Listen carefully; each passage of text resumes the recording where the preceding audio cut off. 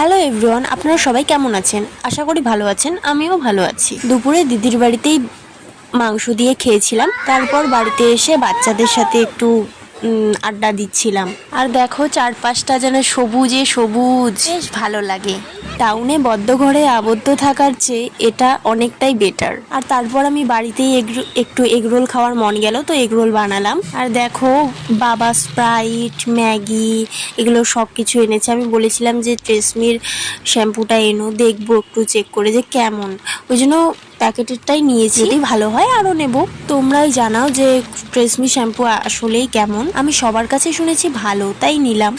আর এই বিস্কুটটা কার কার পছন্দ অবশ্যই কমেন্টে বলবে। আমার তো বেশ লেগেছে।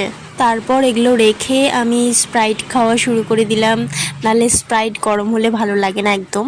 আর দেখো বাচ্চাটা কি কিউট না, পুতুলটার সাথে খেলা করছে। আর আমের সিজন, তো আম অবশ্যই খেতে হবে, তাই না?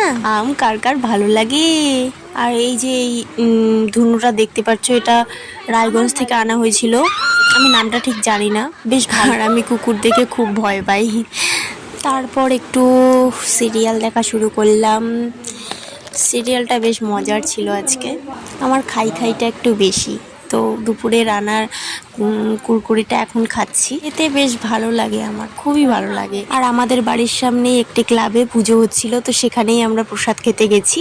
দেখা হচ্ছে পরের ব্লগে। Tata, bye bye. আমার ভিডিও ভালো লাগলে লাইক করে দিও।